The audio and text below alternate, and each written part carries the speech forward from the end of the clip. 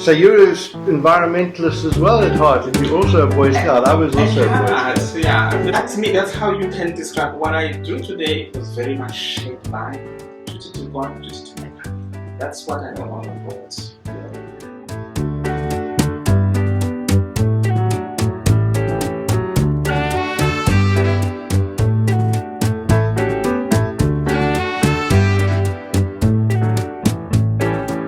One of the great inspirations in my social work career was from a mentor of mine who said, in development, problems don't exist, only people with problems.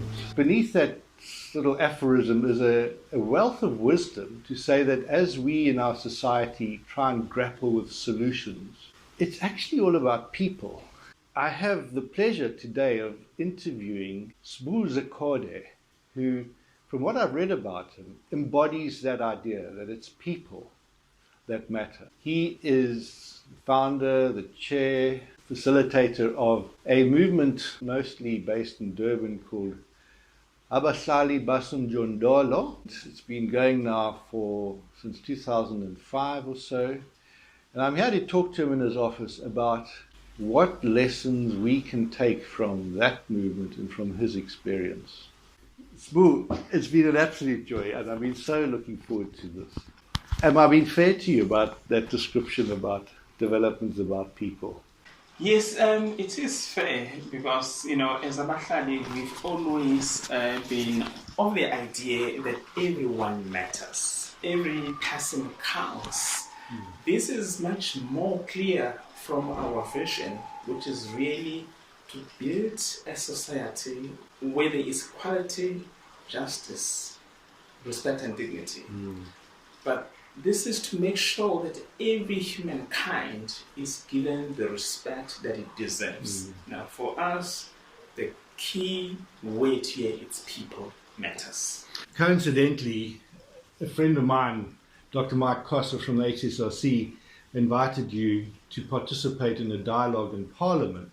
And he just said how impressed he was because you, as I recall, they were looking at the values and principles embodied in the South African Constitution, and particularly the human right of dignity. Yeah.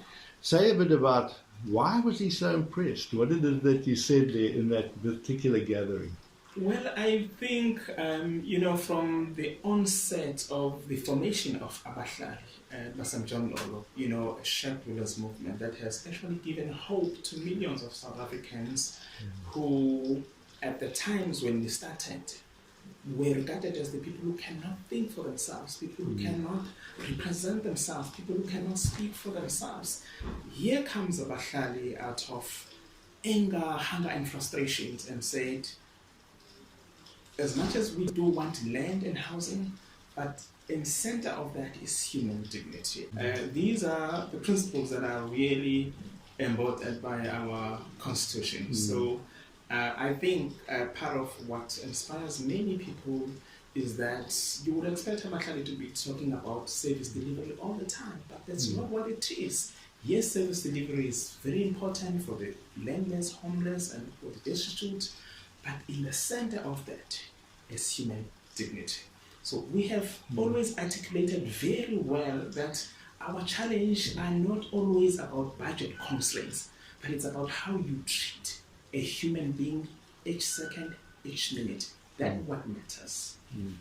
Now, I find myself getting actually a little bit angry as I'm hearing you talk, not with you, but at the fact that in 1993-94, in the whole transition to New South Africa, the ANC came to power on the Reconstruction and Development Program. We're now, mourning the death of Ben Turok. He was one of the originators of it, and he, together with many others, felt that RDP value, which was people-driven development, which saw people as the protagonists of their own development process. And then, of course, with Thabo Mbeki, there was the great reversal, going into reverse gear, where it all became about macroeconomic indicators and all the rest.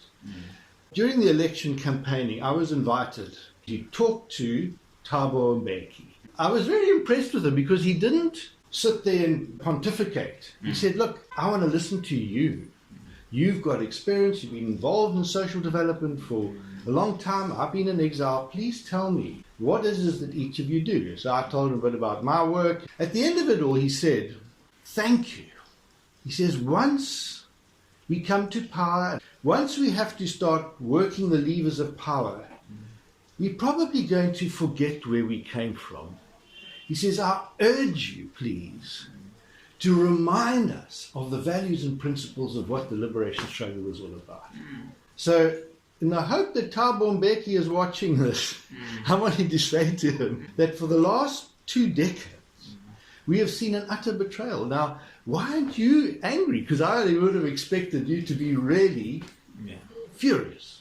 So I'm quite excited to hear the very same words of the former President Thabo Mbeki, that they needed to be reminded should they tend to forget about what the inspiration of this country is. And this is what we are actually doing today. But what is really making us so sad and probably angry about this is that our effort to remind them what the liberation struggle was is now seen as some form of a conspiracy that tends to undermine the government, and it breaks my heart to have to think about what we've been going through with so much hope that we had in our electoral system, in our own political leadership.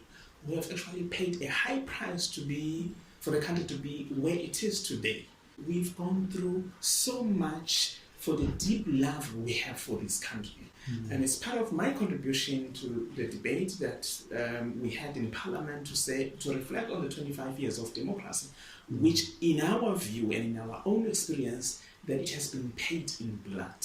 We all contributed to the values and all these principles that our constitutional democracy has. We did not just fold our arms and thought that government will do everything. We did our parts. And part of what we did was really to organize the unorganized, educate our own communities around developments, around how government works. We started, building our own crutches, for our young people to actually get a better foundation of the sort of the country that we want. We started, studying community gardens, community feeding schemes, and all of that in an attempt to partner and to meet our government halfway, because we could not sit down and say, well, we can leave, development and politics to politicians, but we thought we had an important role, with a deep passion that we have for our country. But all of that has come to be undermined. It has come to nothing when all the gains, of the hope that we all had in this country, have changed. When we've seen our political leadership actually doing the opposite of what our constitutional democracy promised. So you find people going to government now completely forgetting what the liberation struggle was. What we are actually doing today is really an effort to remind our leaders, to remind the people of South Africa about the deep values that this country and hopes that this country once had. So being patriotic does not mean to be loyal to anything that's said by the state. Sometimes to rise above this petty politics and misleading conceptions is the way to go. And this is what we are doing as Abahlali, to say, we are going to help our government by speaking the truth to power, even if it means to pay a high price as we continue to do that. But nothing will stop us from saying that this is wrong. I want to play you a video which has my mentor and friend, the barefoot economist Manfred Max-Neef, who came to South Africa in 1993, who was so excited that he thought that South Africa would just be different. Our friendship commenced then because he came out to South Africa and he gave us talks and we took him around. And I want to play you what he said and just ask you to what extent what he says resonates with your experience. Human-scale development is based on 3 fundamental pillars. First, the satisfaction of fundamental human needs. the generation of growing levels of self-reliance at local and at national levels, and an organic articulation between people, nature, and technology. By the way, this nice, beautiful symbol you have here is a very beautiful design. Well, it's 1,000 years old, and I discovered it about 25 years ago when I was in exile from General Pinochet living in Sweden. I discovered it in Viking runic stone, and I was working these concepts, and suddenly I said, my God, I mean, this is the perfect symbol for the harmony that should exist between human beings, nature, and technology, so that none overwhelms the other, and to generate a perfect harmony between and interdependence between the three. Well, and the basis is, of course, the protagonism of people. That is, people as subjects and not as objects. A need is an internal state, so it cannot be an outside object. This object cannot be a need. And we propose to classify needs according to two criteria. First, an ontological or existential criteria, the needs of being, having, the needs of doing, and the needs of interacting. And through an axiological or value vision, what we call the 9 fundamental human needs. Protection, affection or love, understanding, participation, idleness, creation, identity, freedom, subsistence. If we have these two ways of classifying that, this gives origin to a very interesting matrix, which we call the needs matrix. Where this, what you have here, is invariant. What goes in here are the satisfiers, what changes permanently. In this matrix there are no objects, there is nothing material in here. So when we speak about having, it's not having objects, it's having principles, values, laws, rules, traditions, whatever. The purpose of any economy, of any policy, the fundamental purpose is to generate conditions that allow access to these satisfiers in order that people can satisfy their fundamental human needs. And the economy has to do with everything. Although we are used to believe that economics has only to do with subsistence. No. Take, for instance, an economic policy that generates high unemployment. What happens in that situation? You have been unemployed for a year or a year and a half. Of course you have a problem of subsistence. You feel unprotected.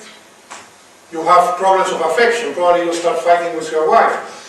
And you may have a marriage breakdown because of your financial problems. You don't understand what is happening. Why me? What did I do to be in this situation? It creates, of course, identity crisis that can lead you actually to self-destruction. So here you have an economic problem that affects the entire needs matrix. Through human scale, again, we see and perceive the way in a different manner. If we ask the question, when is a development process better than another? But if we say that development is about people and not about objects, in essence, the GDP is about objects. No? What happens in the market, exchanges. So we say that development process is best where the quality of life of the people improve the most. But he then redefines poverty. He says poverty is not just a material condition. It is the deprivation of any one of these fundamental needs. Now, as a sort of relatively privileged white male South African, immediately I can say, well, whoops, in what ways am I a poor man? I might have a good standard of living, but what is the quality of my life? And he goes on to explain that the goal of every economic development initiative is, will this improve or diminish the quality of life. And the interesting thing is that meeting I had with Thabo Mbeki, I gave him a booklet explaining this. Oh, okay. And I was really excited that the RDP would say, well, here's a way of operationalizing the RDP. This is fascinating. I think I've been lacking a term to describe poverty, exclusion.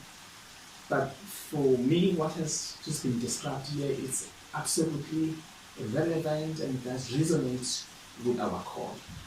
I particularly always make an example that amongst all our demands, we have never at any stage asked for money. We never asked for any million.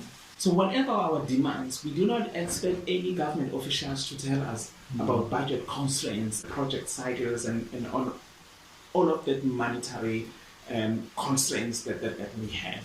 We understand that is a reality. But all we ask is that we be treated as human beings. Each second, each minute. I remember one day when I was making noise, and there comes the government officials and says, "Zikode, here's the keys and shut your mouth." As if by giving me a house key, you're actually solving the problem. And for me, that was the complete failure and complete misunderstanding of what poverty is and what exclusion in terms of democracy is, from the point of, officials, which is why it's been very problematic to think that the RDP houses, for instance, are going to solve South Africa's poorest of the poor problems. I'm just laughing because it's the synchronicity of this all is that I want to play you another clip in which Manfred explains the difference between a RDP type housing project and a community driven process. So watch this. Now, satisfiers can be of different kinds. I will go through this quickly. We have those satisfiers now that in the way they satisfy the need actually destroy that possibility. You have an arms race, say, for protection purposes, but if it goes beyond a threshold, it destroys all other possibilities and so on. Pseudo-satisfiers, which are those that give a false sensation of satisfaction. Okay, you feel that nobody loves you, I feel lonely, so I go to a prostitution house looking for affection, and when I leave the house I feel more miserable than I went in. But this is interesting for people who have to do with advertising. Advertising has a lot to do with pseudo-satisfying. The inhibiting satisfiers are those which, by the way they satisfy a need, impede the satisfaction of others. My favorite is the overprotected kid. Johnny, put on another pullover, it's too cold. Don't cross the street, it's dangerous. Get off the bicycle, you may fall down. Don't climb the tree, this and that. That poor overprotected kid, is inhibited in satisfying a number of other needs. Then the singular satisfiers are the typical satisfiers of every development project or program. They're absolutely linear, hit on one need and have absolutely are totally neutral with the rest. You have a problem of old people, they need food, well, their truck goes there, gives them the food, fine, and goes away. And that's that. Very typical in housing programs of the government as well. Some office, designs the type of housing, which in my country, probably here also, somebody designs the social type of housing, which is one house exactly the same from the extreme north of Chile to the extreme south, 5,000 kilometers long, exactly the same house. Because there are no difference, obviously, to live near the Arctic, or in the northern desert, it's actually the same thing. And finally, and these are the important, and please, my dear business people, listen well, these are the ones you need everywhere and all the time, which are the synergic satisfiers, which are those which, by the way they satisfy a need, contribute simultaneously to the satisfaction of other needs. Again, here my favorite is the second there, breastfeeding. If you have a baby in the crib, and here comes the mama with the bottle, that's the bottle, the baby, that's a singular satisfier. It only satisfies the baby's subsistence. And by the fact the mother taking her, giving the breast, you are satisfying simultaneously subsistence, affection, protection, and identity, all in one stroke. So for those of you who have heard or studied the theories of needs of Maslow, Maslow had a pyramid. You have to satisfy these needs before you can satisfy the next level and then the next level and so on and so forth. But by the fact that you have these, there is no hierarchy in the satisfaction of needs. If you find the synergic satisfier, you will discover that it is much less expensive than the singular satisfiers. Again, the example I mentioned, housing. Okay, here comes the Ministry of Housing. Well, we are going to build, we must build here 5,000 on this poverty area. Okay, we start building the houses. Then the houses are ready. So now we have to distribute the houses. And here are the people, the list of the people who are going to get the house. And then comes inauguration, and then comes the minister, and cuts the ribbon. And there is a nice little fat lady, and the minister takes a pair of keys. Madam, the keys to your home. And she cries. Now this is all on the television. And of course, she has never been in the house, she doesn't even know what street it is. You see, now which one is mine? You see? No? And everybody is the same. Now, what about exactly the same project? But before starting to build, I tell you, madam, look, the lot 145 is your lot. It's going to be your lot. And yours is the 87. Okay? And you go and look at your lot. Your empty lot.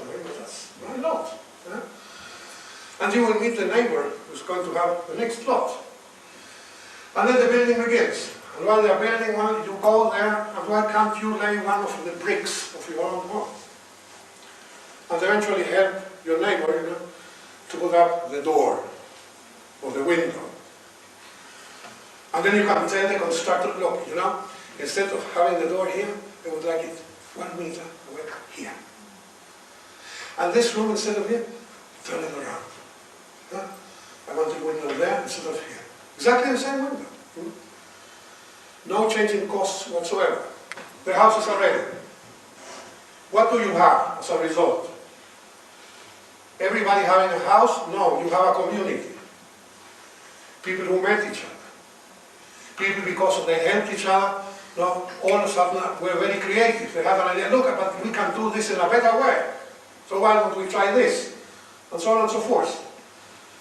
You have the same 5,000 houses, but one in which you have stimulated the collective solution or satisfaction of needs that generate a community, instead of a lot of people pulled together, which is totally different.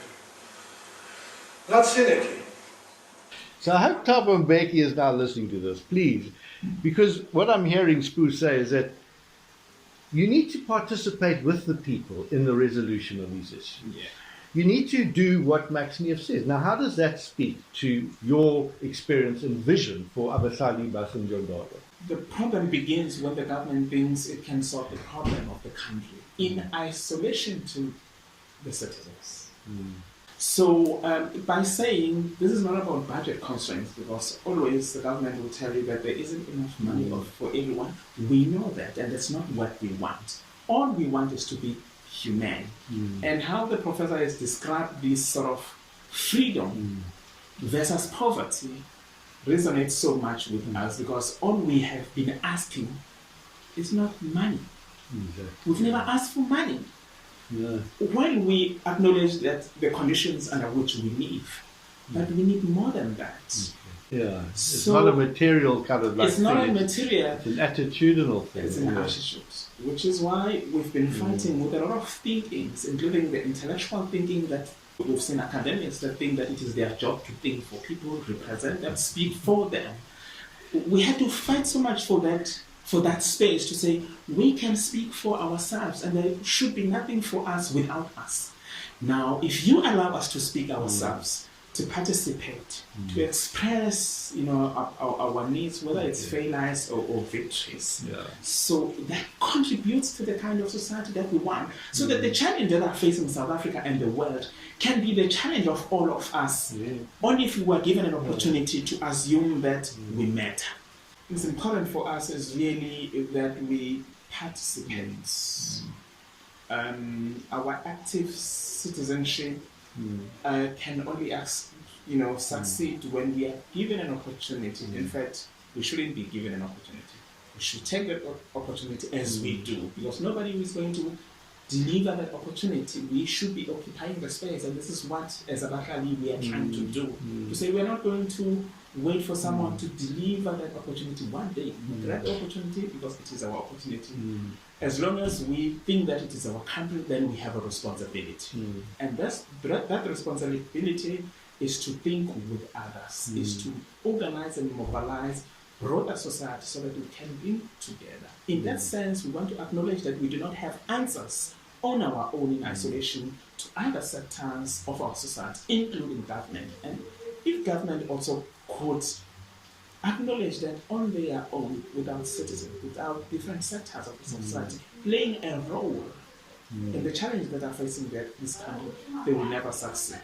Now, with the example that you've made about the RDP house, we were particularly happy with the breaking new ground, the housing policy in 2004, which was in a way trying to, address the very same misunderstanding of what development should be about. So respecting protagonism of the people. Yes, we've seen the shift from the construction of housing into a sustainable human settlement, and without way, there was a shift from thinking that by giving tenders, to contractors, you're actually building a house without the people that are involved. This national housing policy, the breaking new grounds, which Sbu brought in 2004, we thought this was amazing because it saw a house as an asset that can deal with poverty alleviation, because people have been part of building their own houses, but it can deal with the question of corruption and shaping house, because in no ways you'll be stealing from your own house. But it talks to the skills development and the skills transfer, that as a beneficiary of this house, you've actually been part and parcel, of building this house. By doing that, this was not for your us. sense of dignity is now sense of dignity. You're a human being. Yeah, so this was not like someone building you a house and saying, hey, You're just a consumer, No. So this was really ideal. But we've never seen this happening. So it's just a theory that is there. There were good people who actually put this together. But the politicians are not happy about this, and they are not willing to go that route, because what it does, it reduces the opportunity to steal, but it makes them heroes, it makes them clever people, it makes them messiahs who can actually deliver an already made house, and for people to be passive receivers of services, not people who are actively participating in this. So that's how it's kind of got lost. But this is what, as Abahlali, we're looking for, that all these issues and challenges have been discussed with us. We've had an opportunity to think through, to talk about these things, and to actually participate in the actual building of the house. That's right. So when you leave, whether as a contractor or a government, you actually leave a skill behind. You leave pride and sense of dignity and ownership. What actually happens today when these houses are built wherever someone thinks, because that's what government thinks, they build this house whenever they feel like it's good for them, whenever and wherever they feel like. So people will never say no to a house. They actually take a house, and what they do, it's either they rent them out or sell it and run back to their shacks. And you think people are crazy, government is building houses and they run back to their shacks. no, government has never built them houses in the first place. Yeah. Now let's talk about the problem of power. You talk about speaking truth to power. Manfred used to say to me, he says, John, never trust in a politician. Now, he was like coming from a global perspective. He was a member of the Club of Rome. He had travelled widely. The point that he was making, he said that with power, he says we have this misunderstanding that it's a question of who is in power, rather than understanding the actual nature of power and how power has this almost an intoxicating effect on the people that hold power. How do we help our politicians understand that they must now be willing to be participants themselves rather than messiahs? Tell me a bit about your experience in working with politicians, because I know that your life's been in quite a bit of danger here. I just want to rephrase the question you've raised. For me, it shouldn't be about how do we help politicians to kind of understand how power and power relations works. But for me, it's really about how do we make the people who holds power or who put people into power realize that they actually, if they were able to put someone into power, then they have power to remove that person. The answer of the oppressed person is not actually with the oppressor. Yes, it's within themselves. It's within themselves. So that's the kind of attitude to say, if we can realize the power that we have, it will be easy to deal with the enemy of the person that undermines us. So which is why a lot of work within Abahlali is about organizing and building this power of the oppressed from below. Because we think once we have that power within ourselves, then it will be easy to deal with individual politicians that we put into power. Max-Neef also has this very helpful distinction in development where he distinguishes between what he calls conventional resources of development and non-conventional resources. And he said the conventional resources are money and power in a formal sense. And he makes the point, he says, when you vote in a democracy, a vote for one party precludes you from voting for another. So it's very much a scarcity-based thing. It's a binary. Money spent on there means it's not available there. And we get so fixated about money and power, and we forget about these intangible, what he calls non-conventional resources, which are distinguished from the conventional resources, and that they are depleted by non-usage. Not by using them, but by not using them. And so he said there's this latent potential of creativity, of wisdom, of solidarity that's there. A friend of mine, who was a friend of his, worked for the Development Bank. And he did an analysis of all the Development Bank projects, and this is in the 90s. And he found, applying it through that prism, through that lens, of how did they balance these two resources for development. The ones that were more successful was because they looked at the non-conventional resources. They built relationships, they built trust, they looked to the wisdom of the elders. They tried to bring that, instead of having clever people in suits, sort of doing spreadsheets and working it out, or politicians looking to kind of get elected.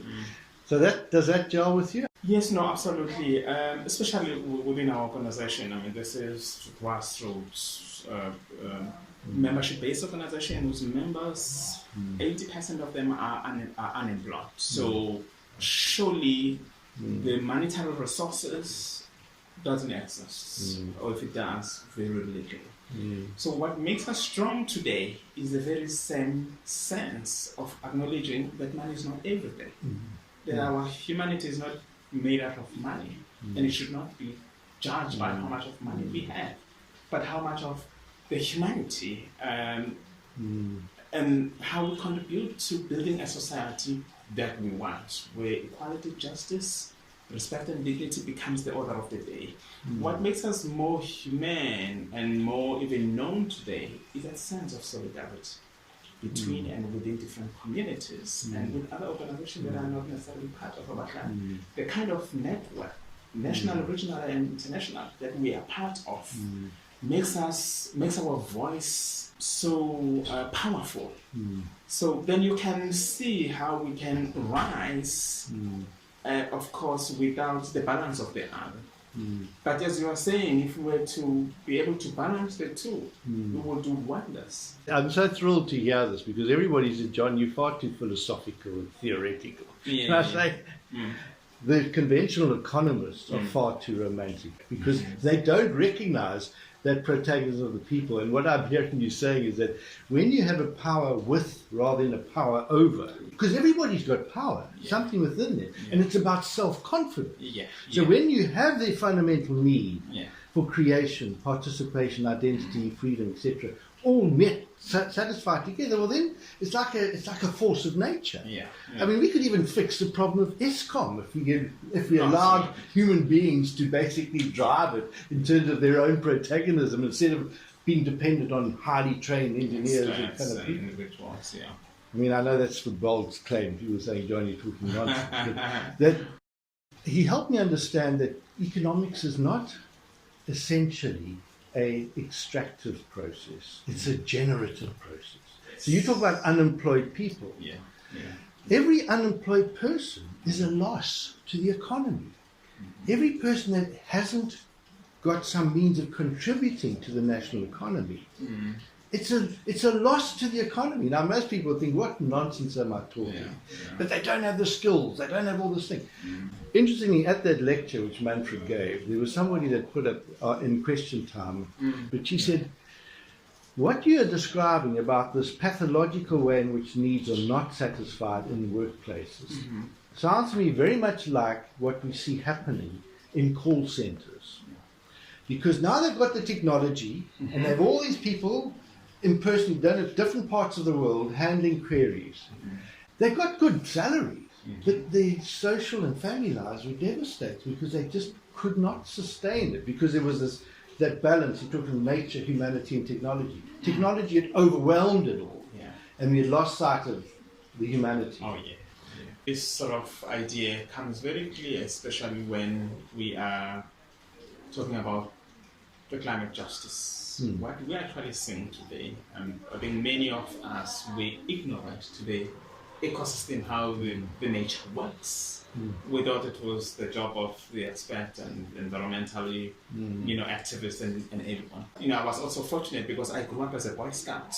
But then again, back in deep rural areas, we were taught of nature, from my boyhood, the importance of nature because we used to do outdoor activities, adventures.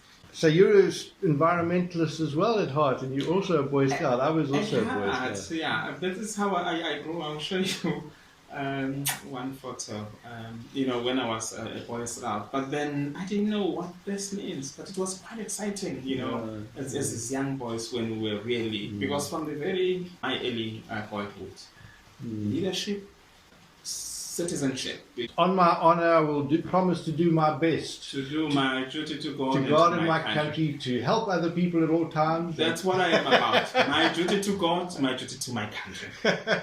That's me. That's how you can describe what I do today. It was very much shaped by duty to God, duty to my country. That's what I'm all about. How do you see things shaping out now? We're talking at a time when we've now got stage 6 and 7 and threatened stage 8 load shedding. People are feeling very demoralized. What do you think? What words do you have? The future is not exciting. Unfortunately, we need to rethink our future. And I think the government needs to have a way or find the capacity to listen at least. Listen to many voices. I think if they can find time to listen what the nation has to say, there are a lot of these different voices, but find ways to take that seriously and allow people to play their role, because we have a lot of capacities, social capacity, human capacity that is not recognized. Can the government identify who's good at where? And don't pretend that the government has all the answers and the power to change or to shape the country to what they want.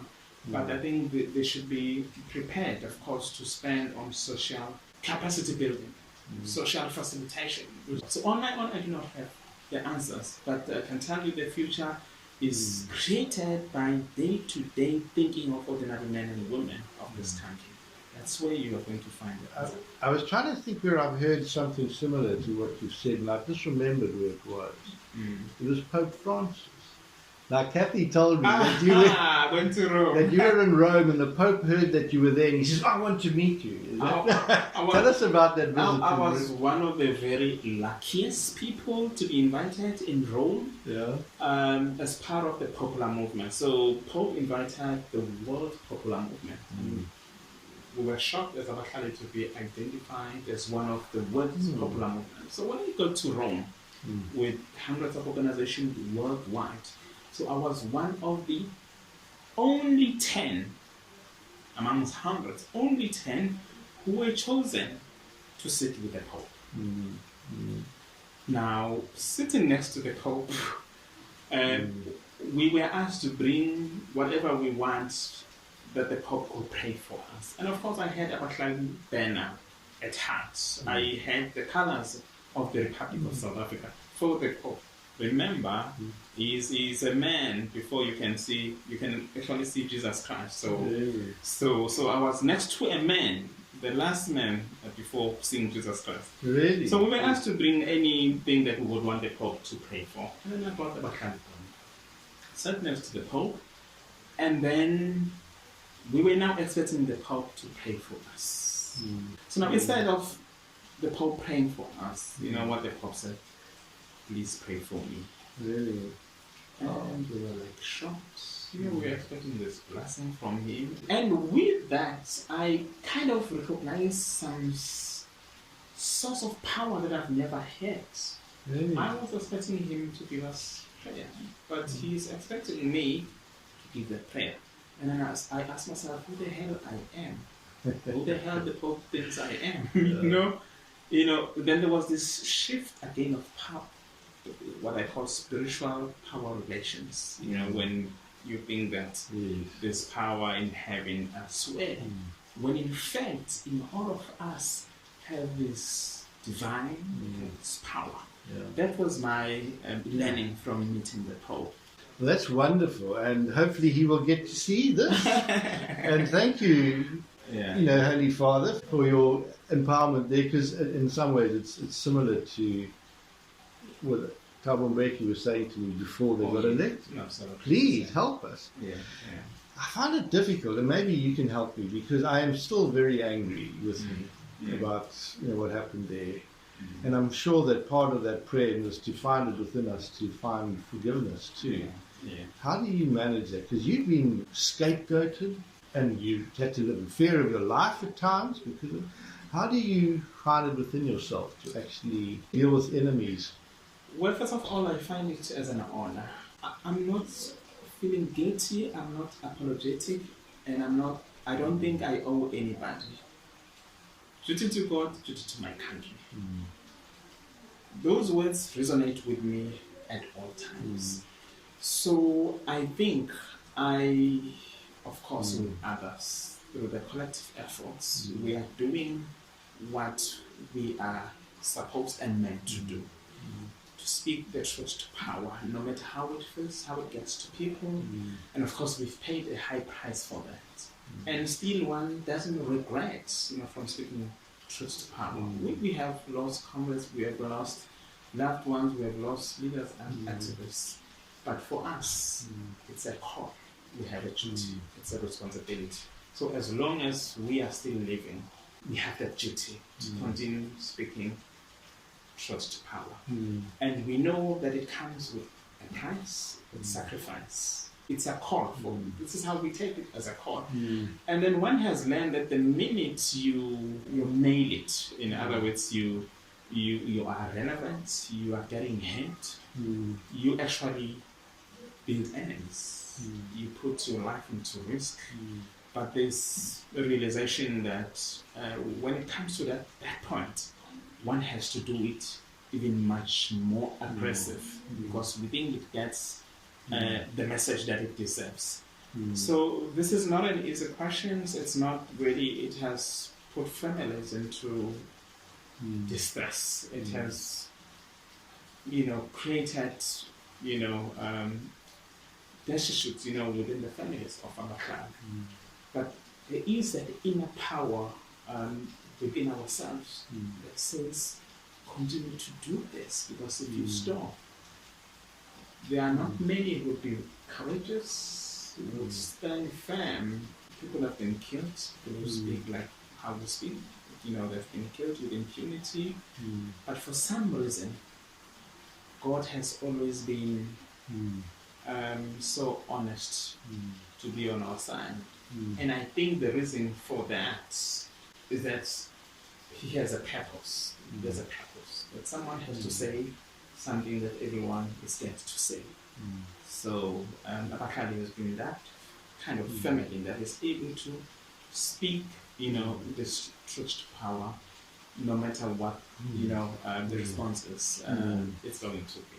You sound like some of the priests that I've been to for confession. You would help me. Do you ever consider becoming a priest? You sound like the sort of person that actually sees your work in a very deeply pastoral way, as you really bring about fundamental change. Yeah, well, this is not easy. I think for a couple of times my family have asked me to step down, and I don't see me doing anything. I don't see lives outside the work that I do. And I sometimes say I could not complete my law degree because there was a particular reason. Had I been able to get the level of education that I wanted, surely there's no doubt I would not be dealing with the work that I am dealing with today.